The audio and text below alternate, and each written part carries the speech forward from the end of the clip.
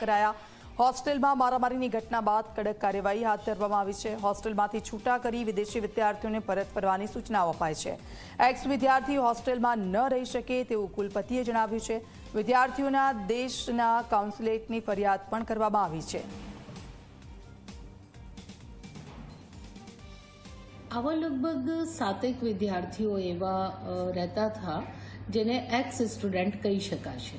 એ કોઈના એક પેપર બાકી હોય, કોઈને ખાલી ટ્રાન્સક્રિપ્ટ બાકી હોય, કોઈની કોઈ કાગળ ઉપર કોઈ સ્ટેમ્પિંગ બાકી હોય, એવા એડમિનિસ્ટ્રેટિવ કારણોસર પણ આ સ્ટુડન્ટ્સ હોસ્ટેલમાં જ રહેતા था। એ સ્ટુડન્ટ્સ હવે હોસ્ટેલમાં સ્ટુડન્ટ તરીકે ના રહે અને એ પોતપોતાના દેશમાં જાય એની આખી વ્યવસ્થા કરી છે। અને જે સ્ટુડન્ટ્સના પાસ્ટ પેપર બાકી હતા, બેક પેપર, એના પેપર્સ બધું પ્રક્રિયા, પેપર વર્ક એ બધું આજે પતી ગયું છે। બેસિકલી યુનિવર્સિટીના સ્ટુડન્ટ્સ ના કહેવાય। સો એક્સ સ્ટુડન્ટ તરીકે હવે અમે હોસ્ટેલમાં કોઈને નથી રાખવા માંગતા। તો મહીસાગરમાં ઝી 24 કલાકના અહેવાલની અસર જોવા મળી। વીરપુર